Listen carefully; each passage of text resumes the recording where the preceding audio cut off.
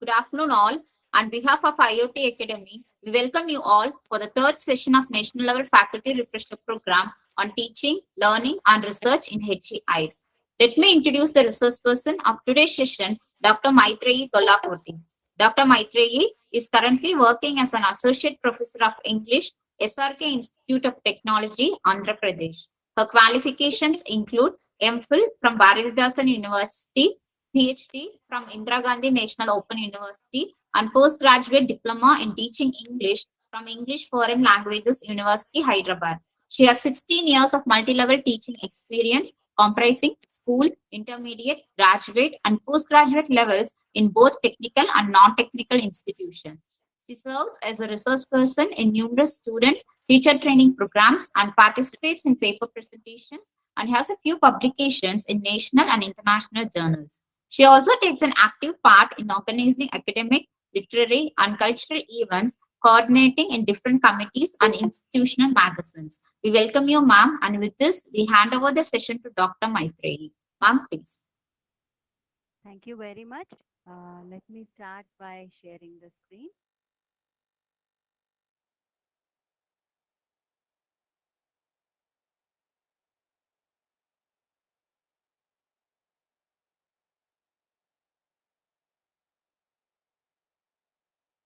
Is the screen visible to all? Yes, ma'am, it is visible, ma'am. Thank you. Yeah, I will start now. Today, the topic given to me is personality development for teachers in higher education institutions. I welcome all the participants very warmly. Thank you for being here. Now, the present topic is meant for teachers, which is personality development. Now, before we start the presentation, I would like to make it very clear that I have taken this topic and divided it into two parts. First, I will be speaking about personality development for teachers generally, and then I will go to the personality development which is meant for higher education institutions. So, both I will be covering. Okay. Now, let me see the contents here. First, we'll start off with introduction, then we'll lightly touch upon meaning and definition of the topic, and then we'll go into the general traits, types, qualities, skills that are meant to be for teachers for their personality development. And the last component, I will be focusing on the skills that are required for higher education institution teachers. Okay.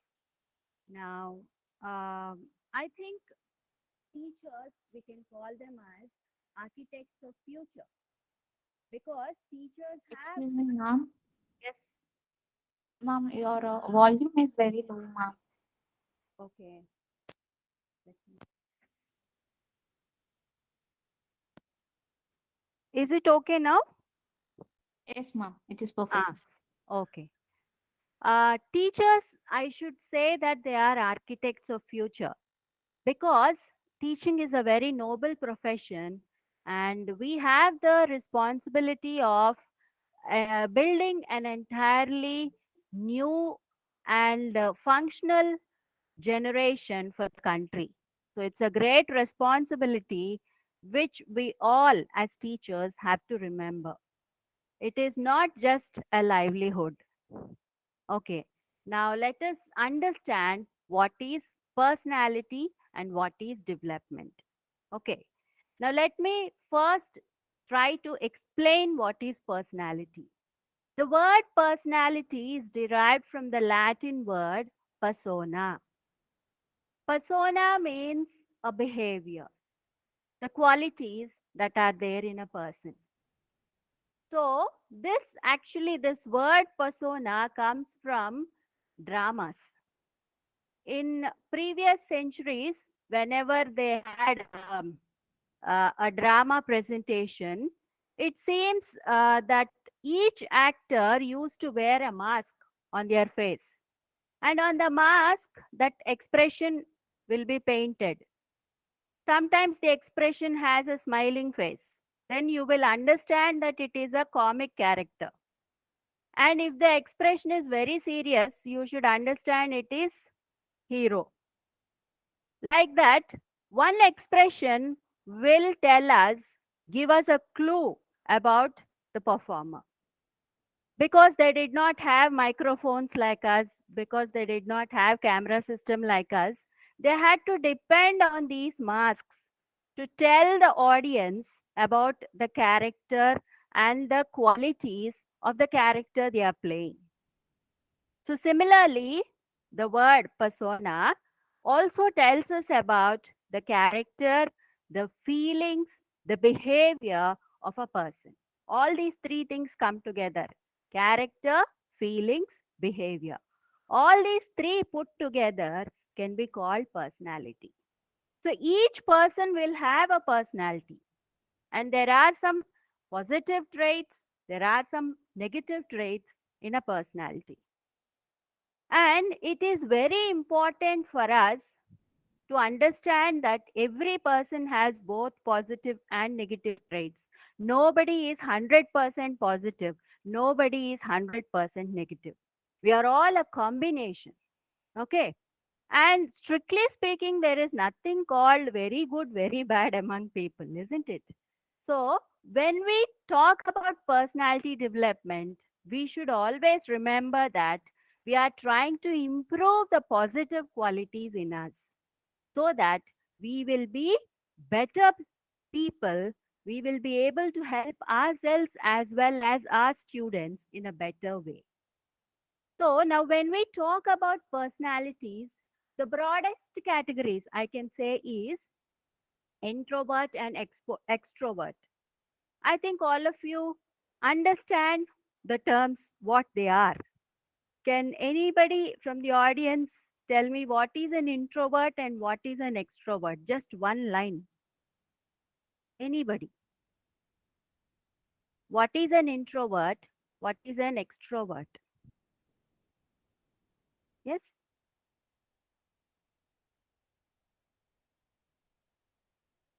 Yes, audience, anybody?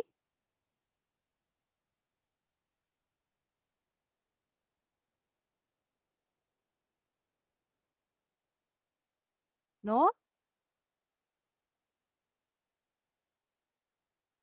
Just one word at least.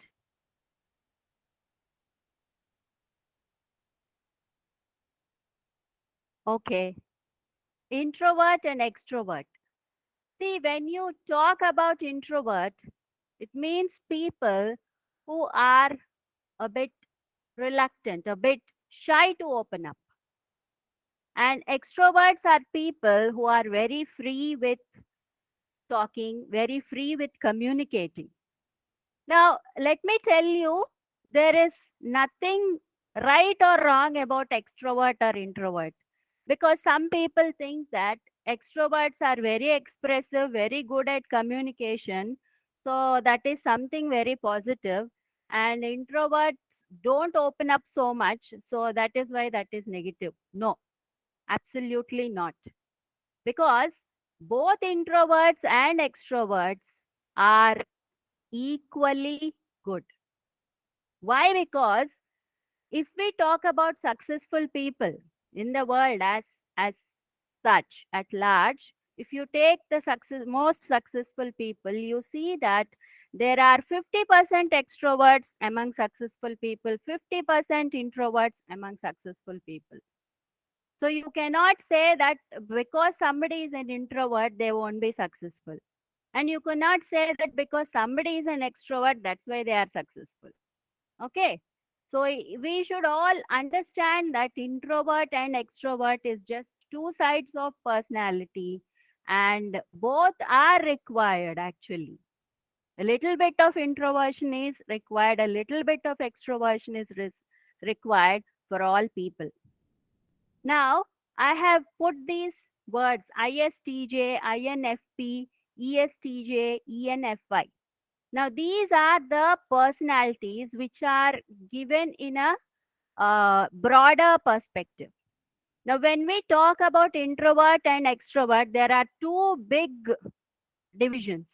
Okay. Now, in that subcategories, among introverts, you have two subcategories, ISTJ and INFP.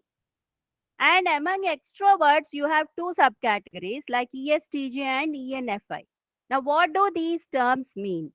ISTJ means introverts who are very good at talking with others, who actually know what they want. ISTJ are the people who are very good at sensing things. S means sensing. T means they are very good at talking. And J means they are very good at judging. Okay. Now, similarly, INFP, there are introverts who are very good at expressing, but the difference is they are very perceptive. P stands for perception. They are very perceptive. They don't do judging. That's the difference. Now, the same thing applies for ESTJ and ENFI. In ESTJ also, there is judgment, whereas in ENFI, judgment is not there. It is only expression. Now, let me explain this a little more so that it can be very, very clear. Now, ISTJ and INFP, these two categories, we see that the introverts in these are, the only difference is judgment.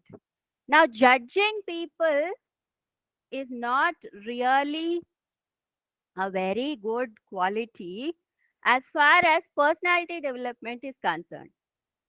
Okay. Now, judging is there both in introverts as well as extroverts. But judging means you are talking about the right and wrong which someone else is doing. Now, that sometimes creates problems. When you start judging others, it will create problems.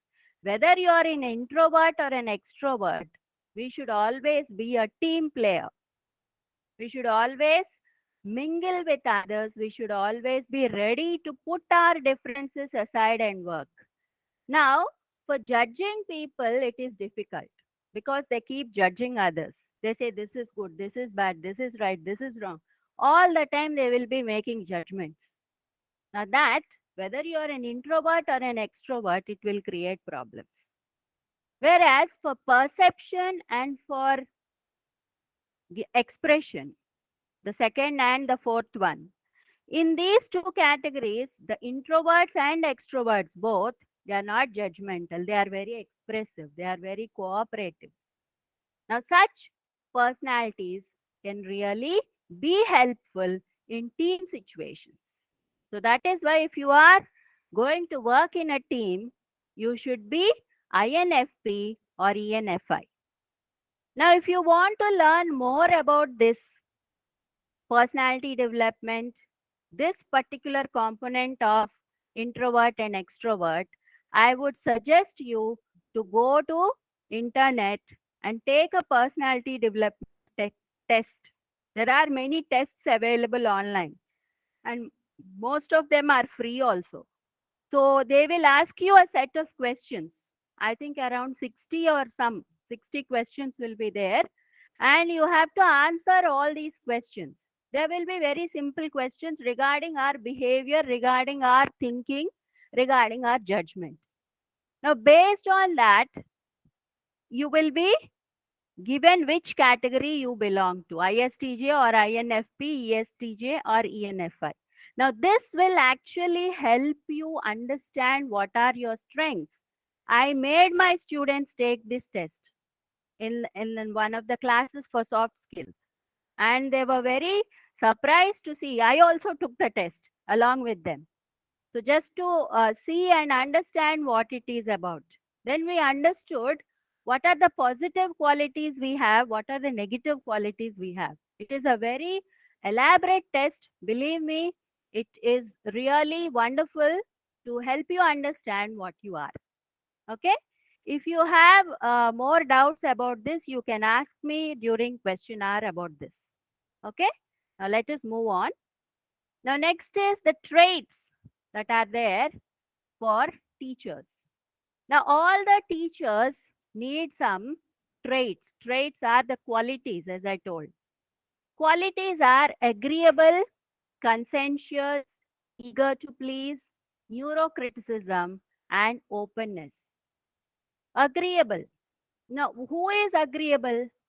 A person who actually is a team player, who cooperates with others, who works with others is called agreeable. Okay. Now, conscientious. Conscientious people are those who are very uh, careful about rules and regulations. They always follow the rules. They see to it that nobody breaks the rules. They are like police. They always have a very tight grip on others and themselves also. They are very disciplined with themselves. They are very disciplined with others also. Such people are called conscientious. Next is eager to please.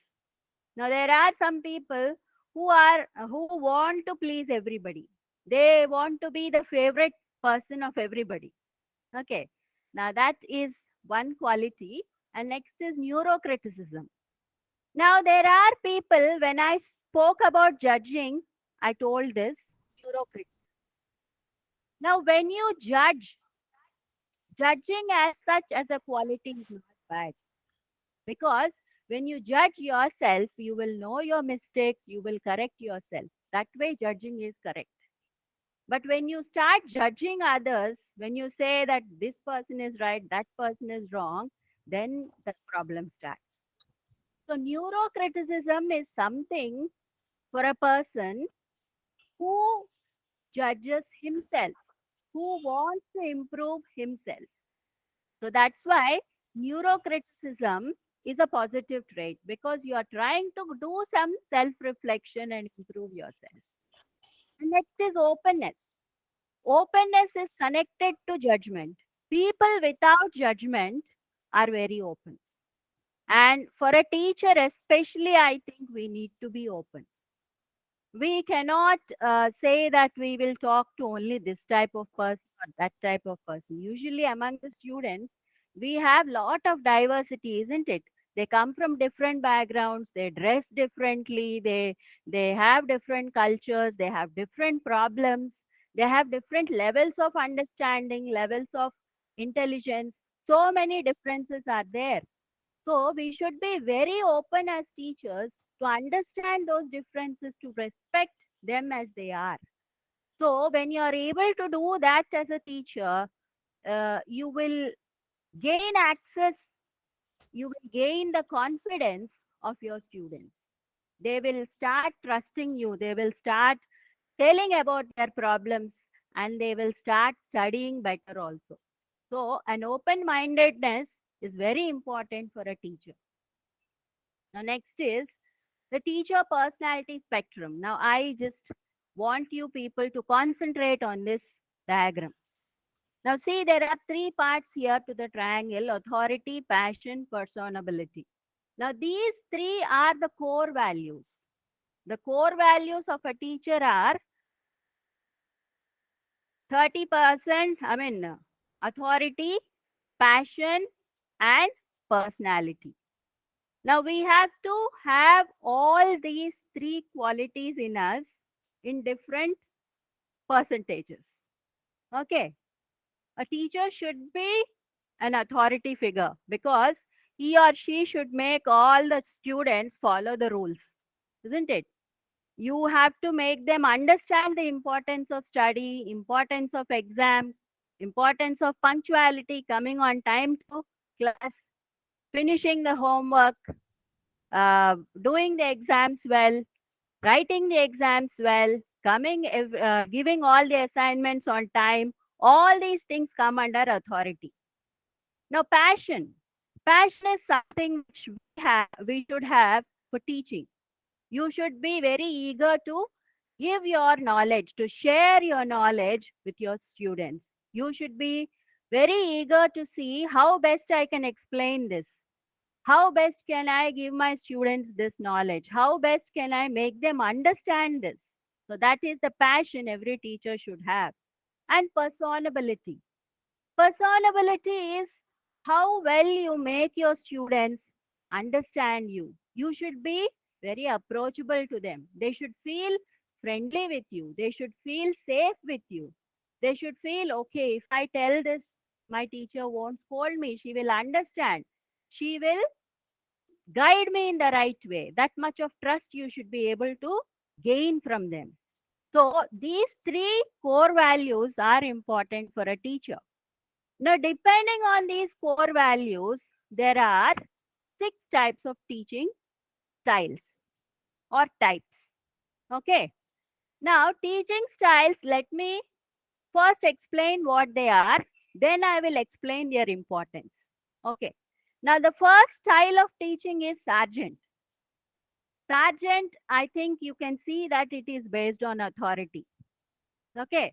Now, teachers who are in sergeant style, they are very, very strict with rules. They don't tolerate even 1 minute lateness to the class. They won't tolerate even one day late for the assignment.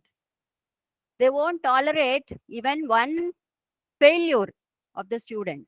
Okay. Now, this is the sergeant mode.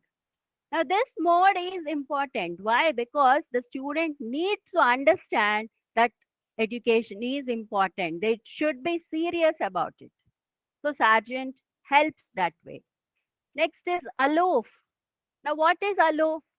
There are some teachers who don't actively get involved in students other than studies. Other than studies, they don't take interest in people. Regarding studies, they are very 100% involved. They will teach. But other than that, they won't bother. Now, that is aloof.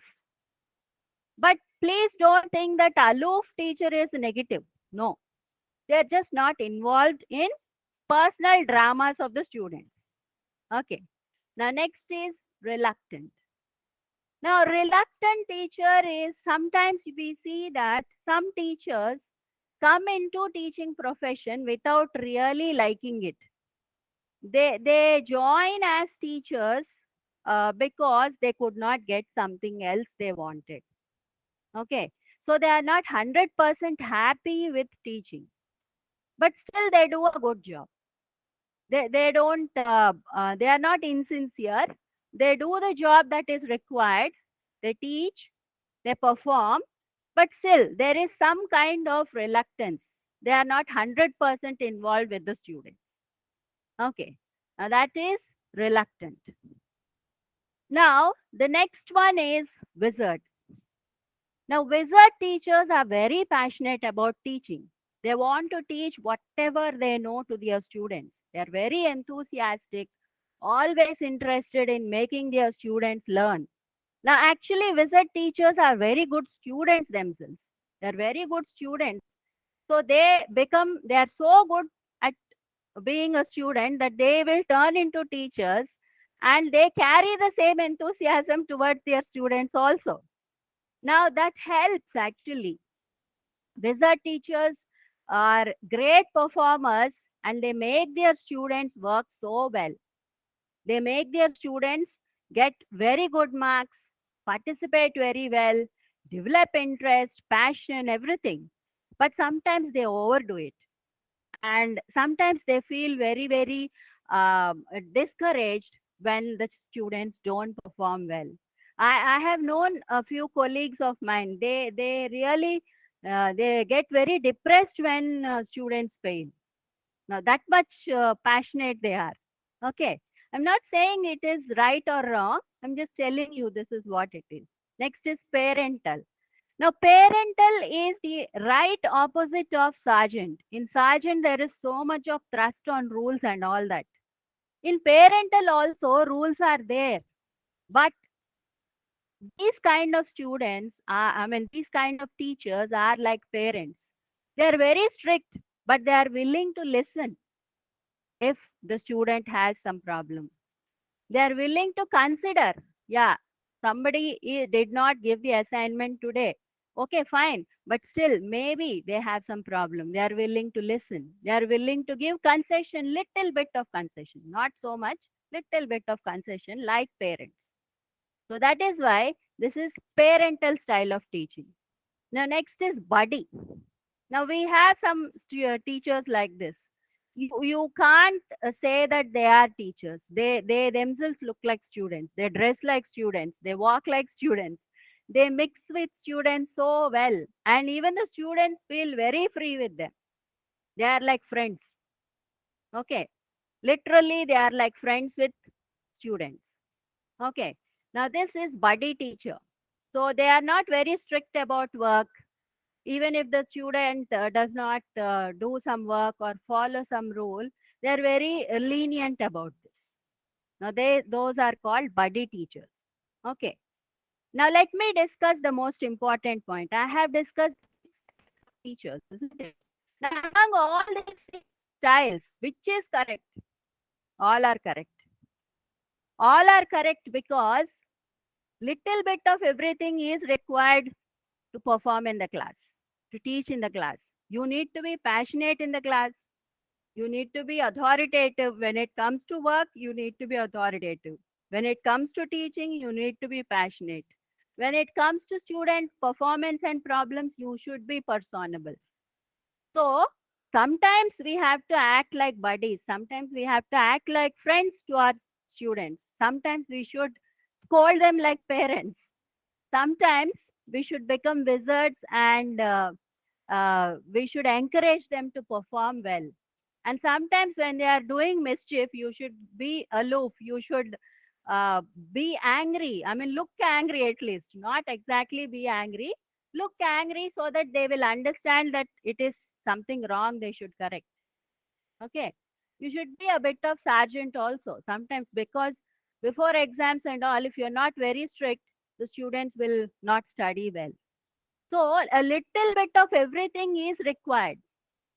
The core values of passion, authority, and personability.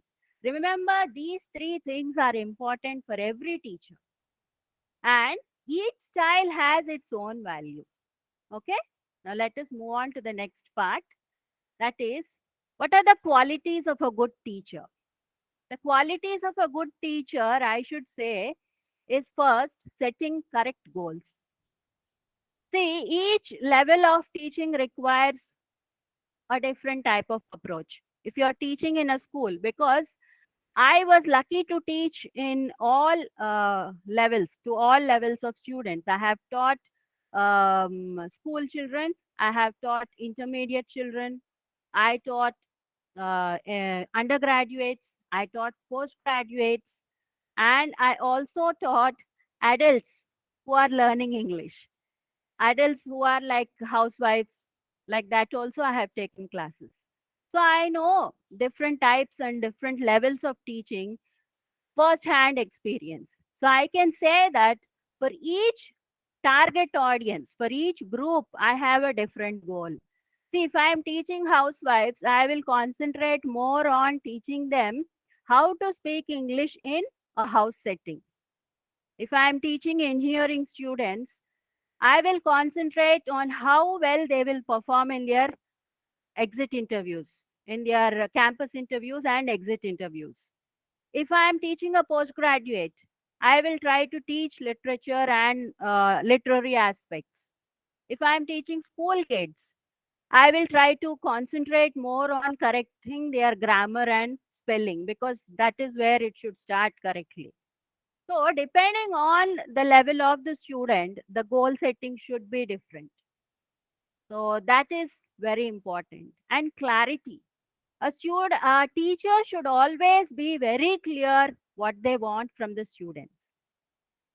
The moment you set the goal, you become very clear what you want from them. And you should chart out, take out, chalk out a plan in such a way that you move towards that goal. So that kind of clarity is very much required for the teacher. Because if the teacher is not clear, the students will never be clear.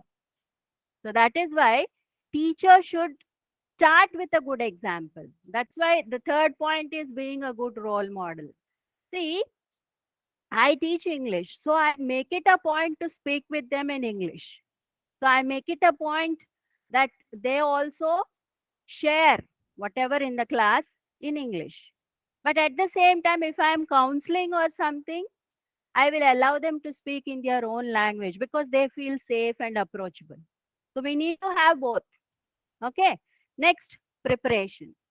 It is very important for us as teachers to go to the class completely prepared. How many ever years of experience we have, we should never go to the class without preparing. Even if you teach for 20 years, still, before you go to the class, you have to prepare. Because the best preparation only can give best teaching. So without that hard work, we cannot be good teachers. So we cannot just say, yeah, okay, I have been teaching this for so long. What is there? No. Always remember there is something new we can learn every day. So that is why good preparation is very important. And self reflection. Sorry for the spell mistake. It is only single C. I didn't see it yesterday. Yeah. Self reflection. Self reflection is something we all have to do. We should reflect on how much we have done for our goals. Now this is something which follows goal setting. You have set the goal, you have started the class, now you are finishing the semester. So by the end of semester, you just evaluate yourself and see how far I have come. Am I able to reach the goal? Am I able to teach what all I wanted to teach? I'm able to, am I able to be successful in delivering, successful in making them learn? Now, these are all come under self reflection, which we should take as teachers. It is better we keep a book. I also do this. Better keep a book and write small, just 2, 3 lines you can write about what you felt about the class and where you think you should improve, what went well, what did not go well. Please write it and keep. And when you see that at the end of the semester, you will be so happy. You will know how well you have developed and what are the areas which you should concentrate more. So that really helps you as a teacher to grow. And next is developing inquisitiveness. Inquisitiveness means curiosity. The teacher should have curiosity, and the same curiosity should be given to the students also. You should encourage them to ask you doubts. You should encourage them to talk. You should encourage them to be involved. And how can we do this? By being a good role model. You start being very curious. You start being very positive. You start be participating in everything. The same thing the students also will do. Now, the next thing is skills for teachers. Now, these are general skills that are going to be required by teachers. So, first, general skills. These are the general skills: critical thinking, patience, communication, organizational, creative thinking, leadership, time management, conflict resolution, team skills, as well as lifelong learning. Now, before I start explaining these things, I just want to give 1 or 2 lines about teachers as such. Nowadays, teaching job has changed a bit. Previously, when I was studying, teaching job was more like the teachers used to teach, finish their tasks, everything, and go home. But now things have changed a lot, both at school levels as well as college levels. The teachers are required to do more than teaching now. We have to be very creative nowadays. We have to talk with the parents. We have to manage the parents and their complaints. We have to manage the institutions which come and give guest lectures or something in our college or whatever. And we have to take care of the institute management. We have to take care of different departments because for departments like language and humanities, We teach in different departments. So we have to deal with different departments. And sometimes we have to deal with people who come from outside, different other institutions, or sometimes even abroad. Some professors may come and teach. So we have to deal with that also. And we have to deal with our students going out. We have to manage field trips, all those things.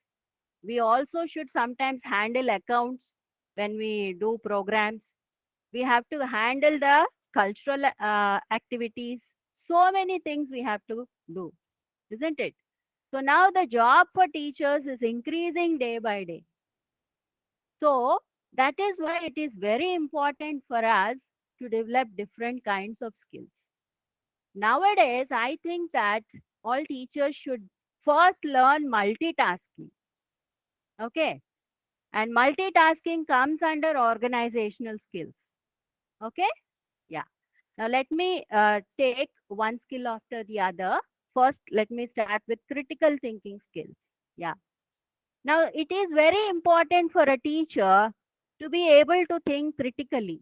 Means what is good, what is bad. We need not judge, please. No judgment. But still, we need to understand what is right and wrong in any situation. So, for that, you need critical thinking. And next is definitely patience. Patience is very, very important for a teacher because a teacher, I think, regularly, at least they deal with 100 students. See, each teacher, if they teach two classes, 50 plus 50, 100 students, isn't it? So that means dealing with 100 different personalities of students and dealing with 100 parents, dealing with so many people requires lot of patience. So that is why teachers should have abundant amounts of patience. And I think that personally, if you practice meditation, yoga, or do some walking or listening to music, all these pastimes help you develop that patience, give you that kind of inner strength. So, personally, it has worked for me. So, even you can try out any of these things, whichever you are comfortable with, to increase your patience level, because it is difficult sometimes to be very patient, but still you have to make an effort because it is our job. Next is communication skills. Communication is very important for a teacher because it is through communication we teach. So that is why every teacher should be very, very communicative, very expressive, very articulate about what they want to say. You should be very clear in telling others what you want. You should be very clear in making students understand how things work. So that is communication skills. And next is organizational skills. I told you nowadays we have to organize so many events in our institutions, isn't it? For cultural festivals, for sports, for annual day, for conducting seminars, FDPs, all these things. We need to do a lot of organizational work. So that is why organizational skills are very important. Every teacher should be able to identify the right people for it. Among the students, you should be able to identify, yeah, this person has leadership skills, this person has team skills, this person is good for this job. So we should be able to identify that and delegate our work in a very correct manner. So for that, we need organization skills. And next is creative thinking. Yes, a teacher should also be creative. Creativity helps us to make our lessons more interesting. Suppose sometimes when we teach dry subjects like grammar or something, students will feel very bored. So, what should we do? We should try to spice it up, those grammar lessons, with some creative activities. Like, suppose you want to teach them tenses. So, instead of teaching them tenses directly, you can ask them to write a story, or you can ask them to speak about something which happened in their house, or you can just ask them to talk about a particular festival. Now, when you do such things, they will come out of their uncomfortableness and they will participate. And in that participation, you can creatively teach them boring subjects. So, creative thinking helps like this. And next is leadership skills. I told you already when I was discussing organizational skills, we should be able to identify which person can do which work better. Now, that is leadership. Leadership is actually identifying the correct talent in the person and helping them to reach the goal. That is leadership. So, that is why a teacher should be a very good leader. You should be able to motivate your students, you should be able to pursue them, make them reach the goal. Next is time management. It is very important for a teacher to have good time management because now the amount of work we have in college or school is so much, and the time which we actually have is very less. Even our portions, even our curriculum, school or college curriculum is so much, and the time is so less. So that is why we should be very, very clear when we plan our schedules. You should draw up good lesson plans. And when you draw good lesson plans, you will be able to do your work very well. And it is also important to be punctual and finish the topics on time. So, never, I think it is really bad if a teacher always takes extra classes, because that means the teacher is not doing good time management. So we should be very careful with that because if we always take extra classes, student will lose interest in the subject. I have seen that in many students. When they have too many extra classes, they say, "Ma'am, we are not interested in that subject because that sir or ma'am is taking too many classes." So that we should never make students feel like that. Whatever given time we have, we should be able to teach the given topic on time. That is the biggest part of our planning as a teacher. Now, next is conflict resolution. I told you the students come from different backgrounds, they come from different places, they come from different types of families. So, there will always be conflicts. And if you teach in a co-education setup, you will have more problems like that also, gender based problems also. So you have to be aware of all these things, and you should also be very intelligent and quick enough, resourceful enough to resolve these conflicts. You should not let things go out of hand. Conflicts will be there, but it is up to the teacher to find creative solutions for them. And if necessary, you should work as a team. All teachers should team up, should become one group and try to find solutions for the conflict. So that is also important. Team skills. That's why I put both side by side. Team skills are important to resolve conflicts, and team skills are important for learning also, for learning as well as teaching. Especially when we have youngsters in our departments, it is the duty of the seniors to train them, to teach them, to mold them so that they will become better teachers. So we have to share our experiences with them, help them whenever we can to make perform well. Because if the team performs well, definitely our future will be bright, isn't it? So that is why team skills are very important. And lifelong learning, that is very, very important. I just told you that we have to be always prepared. We have to do good preparation for teaching. And this good preparation comes only from lifelong learning. Each day, a teacher should make it a point what is happening, to know what is happening in her or his field. You may teach in any stream, in any discipline, in any area. Try to find out what is happening around you. Try to find out what is new in your subject and try to learn it. And and always try to find new method to teach. That will always keep you and your students on their toes. So next is, sorry,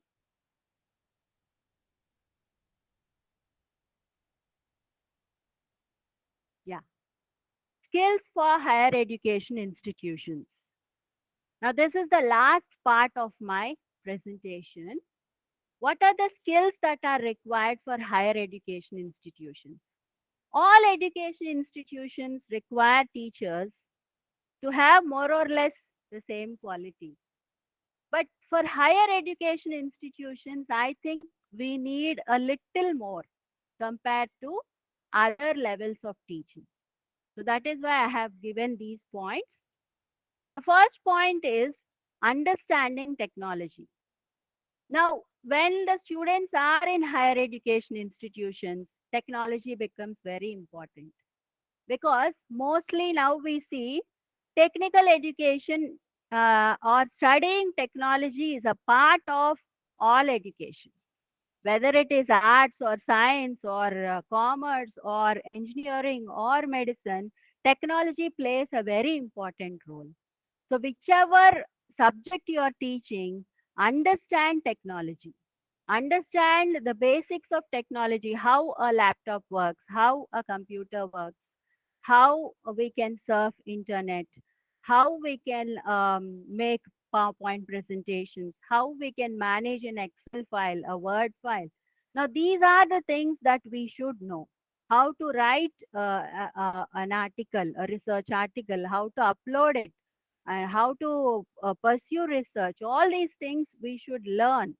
They are very, very mandatory for teachers who teach in higher education institutions. The next is plug and unplug. What is plug and unplug? Very simple. It has something to do with social networking. I think all of you are aware of social networking sites like WhatsApp, Twitter, Facebook, all these things. Now you may ask me why we need this. Yeah, as teachers also we need this because in order to reach out to our students very well, we should understand their world. Nowadays, the students practically 24/7 they live in social networking world. So I'm not saying we also should live with them in that world. No. What I'm saying is you need to plug into this world from time to time, know what is happening in social networking sites, just highlights, so that you will be able to discuss these things with the students. You should feel, you should make them feel that you are connected to them. You should make them feel that you also understand their world. Now, that will make students very close to you, that will make the students trust you more.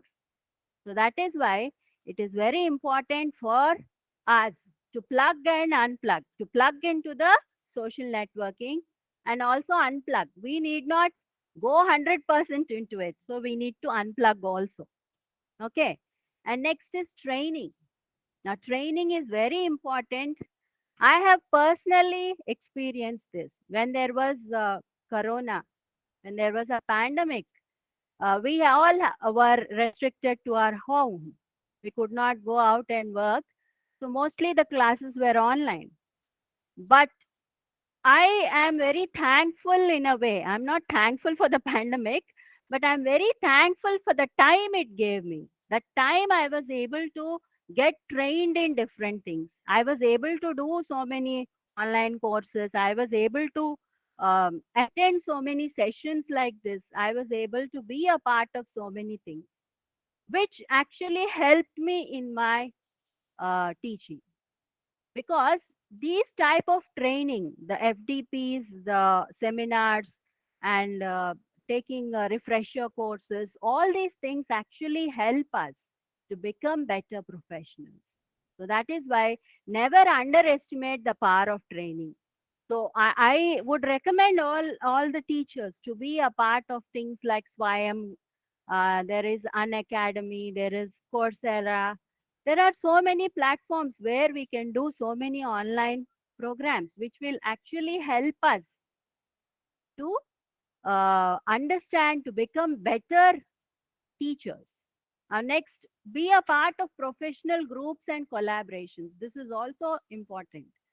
Try to connect with people. Use social networking to connect with people who come from different professional groups. Be a part of those groups also. And we can learn so much from them. We can collaborate with them. We can learn new things, which also will help us in our own career. And body language and soft skills. See, when we are teaching in higher education institutions, the students are very, very matured and they are ready to go for jobs. So that is why we need to develop correct body language and have good soft skills to deal with students who are in that level. So that is also a part of requirements for teachers, having a good body language and having the correct soft skills. And next is extensive reading. A teacher should be a lifelong learner and a lifelong reader also. So, extensively, we need to read about not just our subject, but just about everything in the world. As much as you can, we need to read, we need to find out because knowledge is very important for a teacher. If we are able to have good knowledge, we can have a command on our subject and we can deliver the best to our students.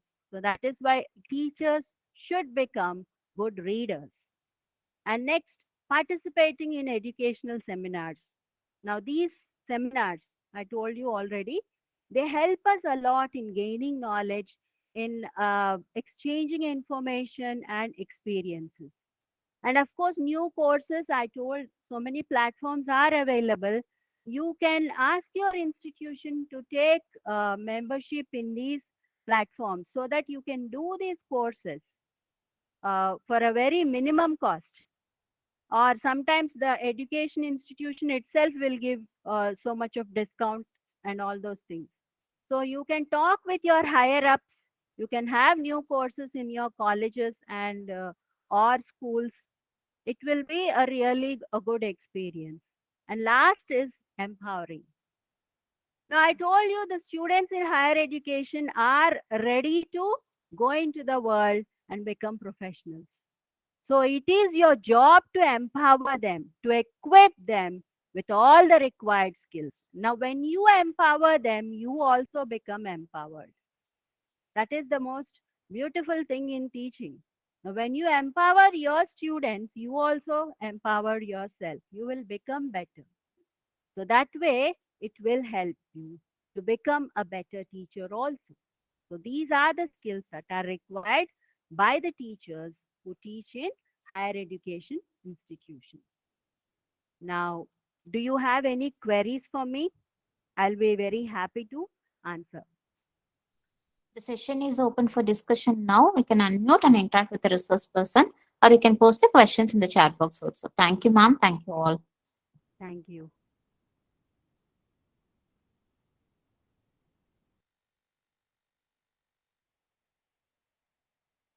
It can be anything, the topic, or if you want to just generally ask some questions also, it is okay.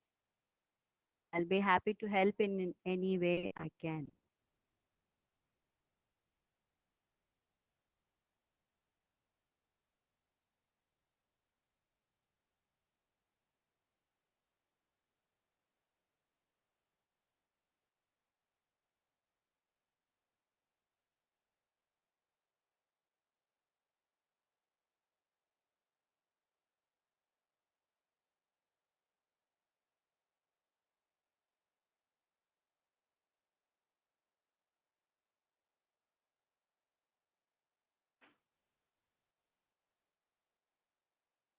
Yes, please. No queries. Thank you very much. Dear participants, do you have any queries? You can post it in chat box also. I'll read it, ma'am. Yes, if you are not comfortable speaking directly with me, you can put it in the chat box also. Thank you very much for all the lovely remarks that I am seeing. Thank you. I'm very happy to share my thoughts with you all.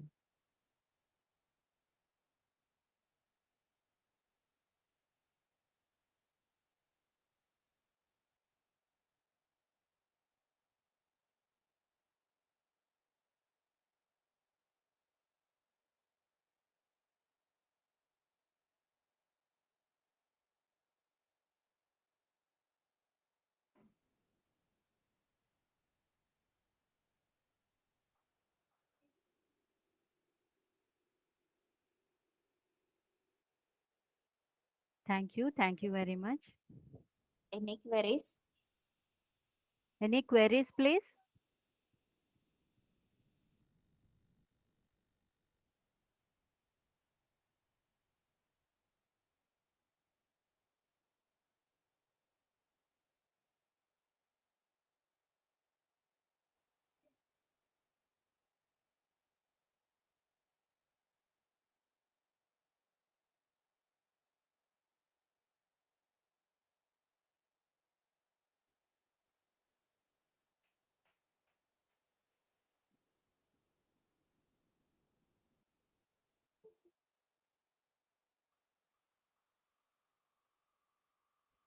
Dear participants, any queries?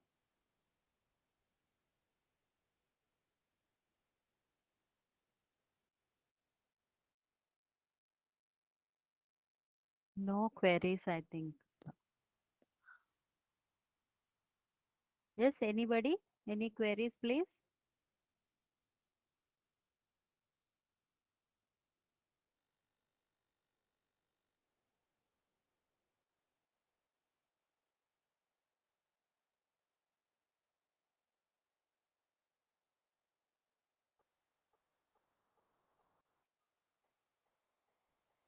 Participants, any queries?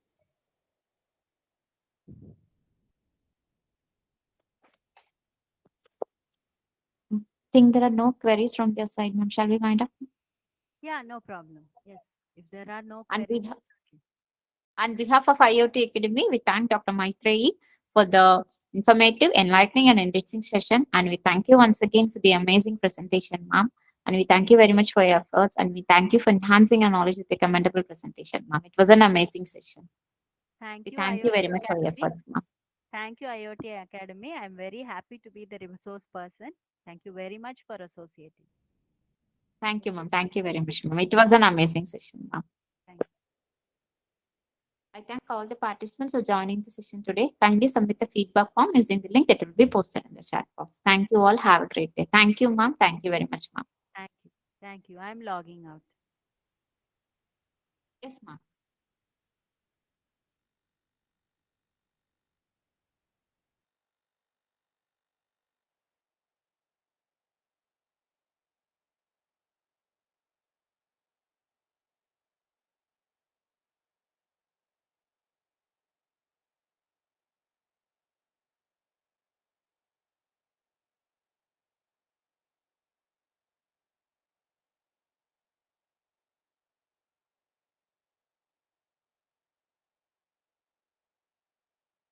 Dear participants, kindly submit the feedback form using the link that has been posted in the chat box. Thank you all. Have a great day.